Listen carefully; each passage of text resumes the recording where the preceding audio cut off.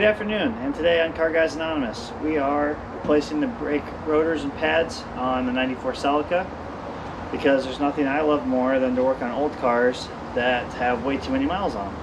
So we'll walk you through how to do that. There's probably some videos on the internet already. Hopefully this one's better. Alright, go ahead and start just by jacking this guy up real nice and high and putting the jack under the subframe.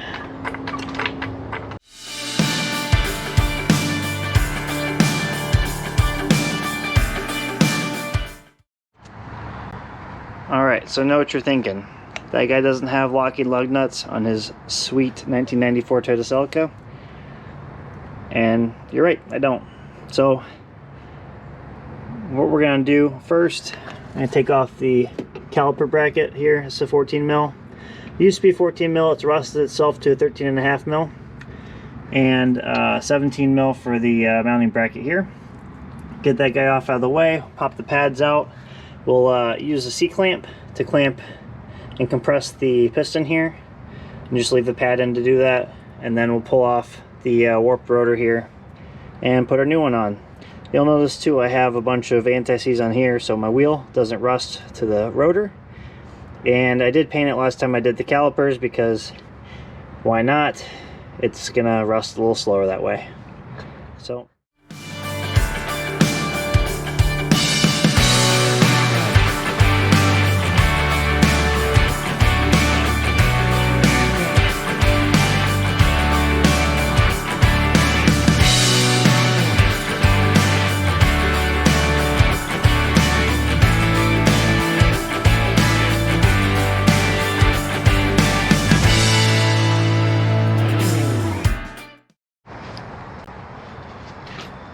alright, I'm a firm believer in the fact that putting new pads on, pretty much got to put it on wrong first before you get it on right. So we'll see how we do here. This guy was on this side because it's got this little tab on it, so we'll start there. Actually we won't, we'll put some new lube in here because these are all caked up with brake dust. We got the big tube. Oh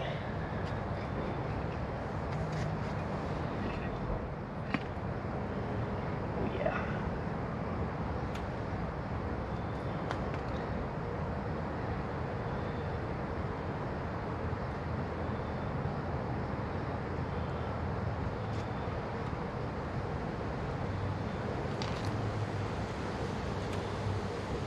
This way it makes them real slippery when they're in there. And real hard to put them back in the right way. And there we go. Those are back about how they're supposed to be.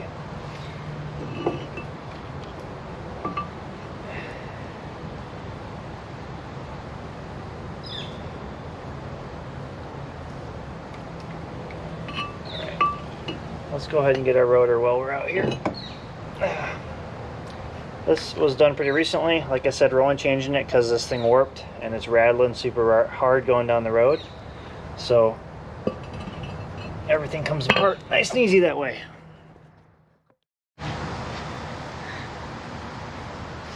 Hope you can see we have an unboxing here of our brand new rotor. That looks very similar to our old rotor. Usually I put a bunch of anti-seize on here so it doesn't stick, but it looks like I have a bunch on there from last time, so we will pretty much leave that be. We'll get some brake clean out and wipe all the oil off of this thing.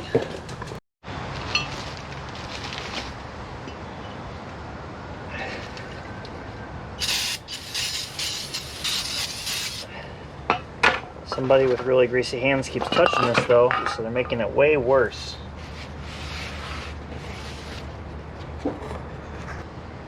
These are degreased until I touch them again, and we'll snip this guy back on there, take off our tether,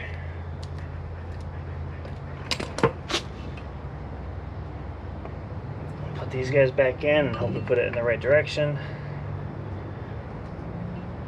and it'll let us know if we didn't. At least usually that's the case.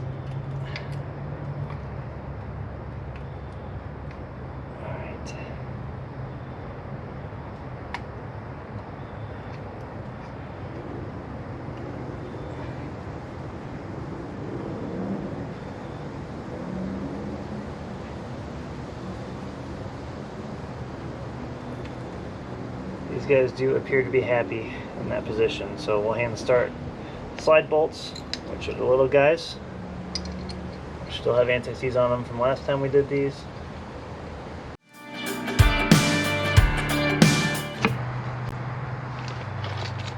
Alright, according to the internet, torque spec for these things is 25 for the caliper to caliper mounting bracket.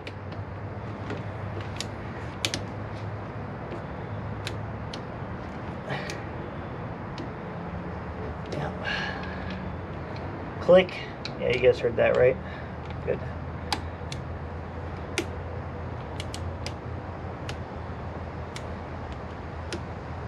Yep, there too.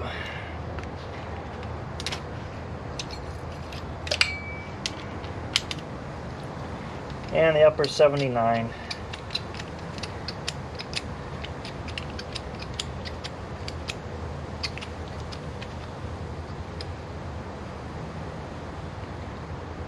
You have to remember, that's according to the internet, not according to a professional.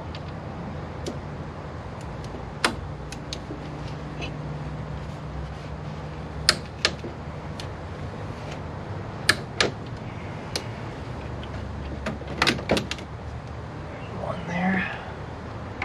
Number 2. Who does number 2 work for?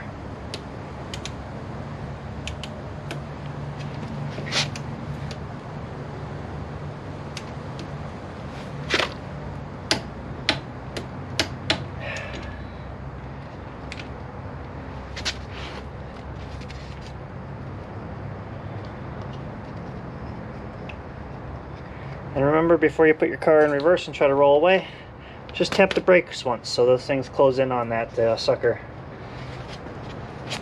We'll do the other side in fast motion and break them in. I'm also going to take a wild guess you guys would like to see a better view of the back of this. So caliper to caliper mounting bracket, that was 25 foot-pounds. One there, one there.